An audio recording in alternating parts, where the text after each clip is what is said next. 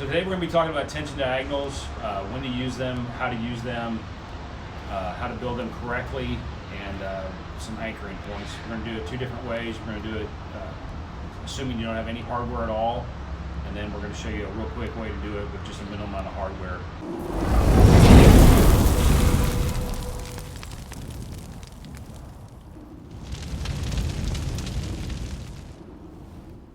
So as you saw in the previous video on PPE, obviously you want to be doing this in a PFD, no bunker gear, PT shorts, and tennis shoes if you have them. The first thing we're going to do is build a tension diagonal. Assuming you don't have any gear, all you have is either a rope bag, a throw bag, or the rope bag, utility rope you have on your truck. You want to make sure you get a good anchor. Fire trucks make great anchors, non-moving vehicles, concrete stanchions, large trees, that kind of stuff. You want to build it about 1.5 to 2 feet off the water. If you build it too high up, the victim or the rescuer won't be able to grab it. If you build it too low, you're going to clothesline somebody. So once you want it about 18 to 24 inches off the top of the water. All right, so we're going to use this as a bomb-proof anchor on our upstream anchor. There's a couple different anchoring systems you can use. If you have a piece of webbing and a carabiner, you can use that.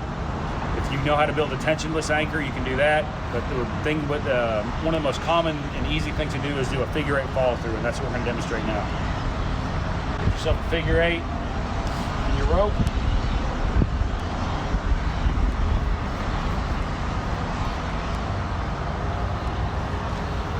Fast. Now that you got your first figure 8, go around your anchor and you want to do your follow through.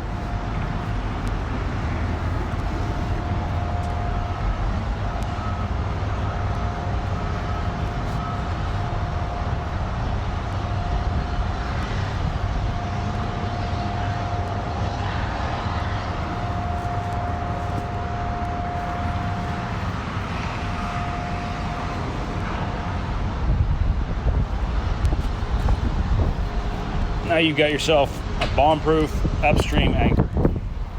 Once you've got your upstream anchor how you like it, you want at least a 45-degree angle, and we'll talk about why that angle is so important a little bit later in the video. But get at least a 45-degree angle, and then somehow get your rope across the river so they can build a downstream anchor using a chimney hitch in this case, which is what you're going to use when you don't have any gear at all. We'll show you that here right now. All right, we're going to show you how to use a chimney hitch to build your tension diagonal once you've got your upstream anchor how you want it, and you've got an appropriate 45-degree anchor or 45-degree angle. And obviously, if you got something like this, this would be a great bomb-proof anchor downstream. So you want to go around your anchor and throw your rope completely over your tension diagonal. You take a bite on this side of the rope, take a half hitch, take your bite through the half hitch, bite through another half hitch, and now you've got a way of tightening your tension diagonal at the appropriate 45-degree angle, about 18 to 24 inches off the water. In order to keep it tight, pinch right here.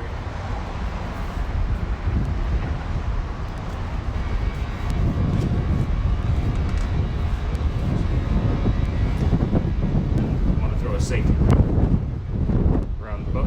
On the safety, you want to go around both ropes.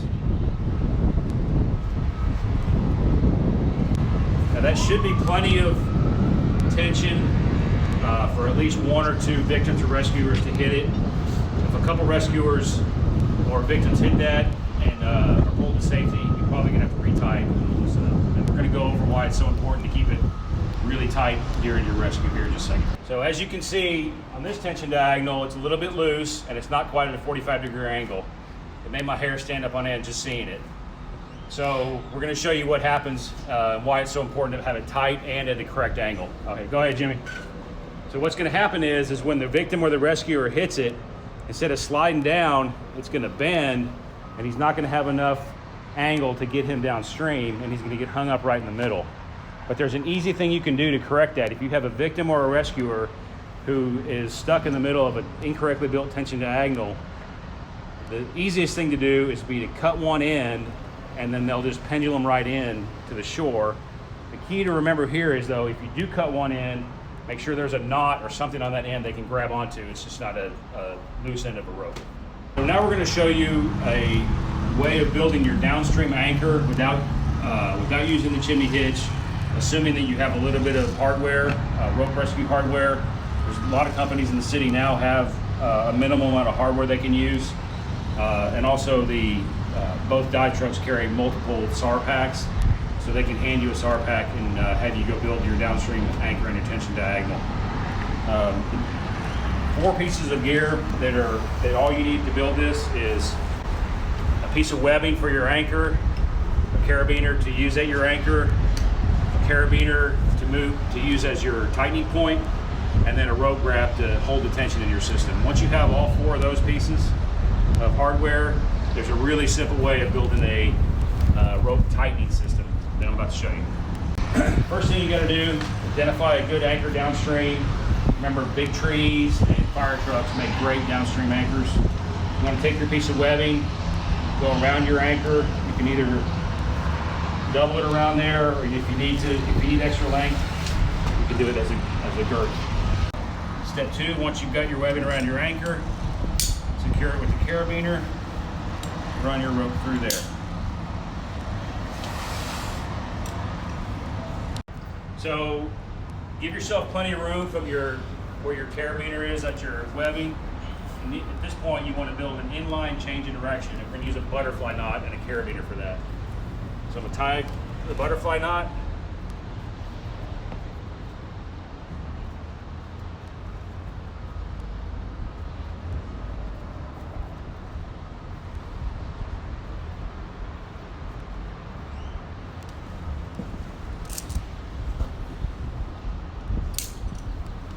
Now we've got an inline change in direction.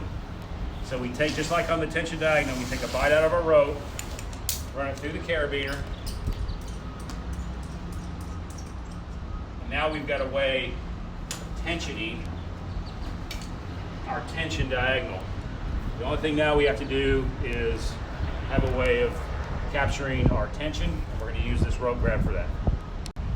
Once you're ready for your rope grab, if you do have another piece of webbing and another carabiner, you can use that. If you have a minimum amount of gear, it's okay to use the same carabiner and piece of webbing that your tension diagonal is tied to.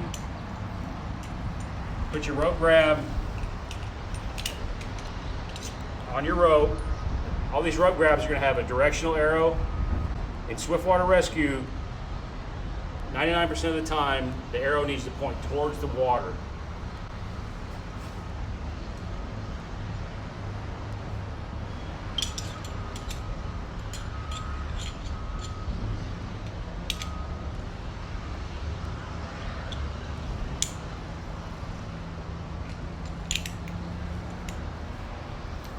Anchor this back into your carabiner. Tighten that down. And now you can tighten this, and you got a way of capturing your progress. You can keep that tension on that. The benefit to this system is it takes a minimal amount of hardware to set up, and you can have multiple rescuers and victims hit that line. And if it does loosen up a little bit, all you have to do is come here and retighten it, as opposed to actually having to retie the knot every time. Once you've got your tension diagonal built, the appropriate amount of tension on it at the right angle, you'll see that as Jimmy will come down, he'll be able to catch that line and he'll sweep them on in. All right, a couple real important points to remember for the operations crews out there. More than likely, you're going to be the first one on the scene. You're going to be the dive team on scene. Make sure you get a good, accurate size up. Remember a couple different terminology. River right and river left is real important to remember. The easy way to remember that is if you're facing downstream, so the water is pushing at your back, that's river right and river left. Easy way to remember that. Make sure you get plenty of resources en route. Don't forget that ladder trucks make great rescue tools in swiftwater. Make sure there's an ambulance on the ticket. And if you are going to need the dive team, make sure that you call for it early.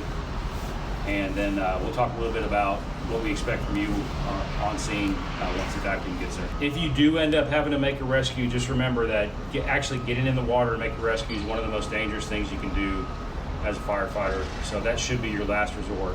Get the victim a PFD, shelter in place if possible, try to throw something to them and pull them into the shore, and just remember, putting your body and life in the water is one of the last things you want to do. If you're on scene and the dive team's there and they're going to make a rescue, they're probably going to use you as a downstream safety group. You want to try to be on both sides of the river with a couple throw bags, and then if you have time, downstream from the rescue, make sure that you are setting up a tension diagonal so that if the rescue goes bad, either the victim or the rescuer can grab onto that and you can get him into shore. Your throw bags need to be downstream of the tension diagonal so that if they miss the tension diagonal, they at least have a chance of getting the throw bag thrown to them. And remember, guys, remember using the appropriate PPE at swiftwater rescue sites.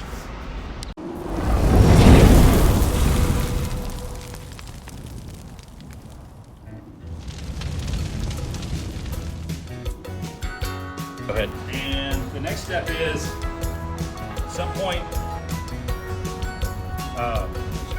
you know, Kurt, what I'm talking about? Hell no, I don't. What should I call it? Just COVID over? Can I go get a haircut?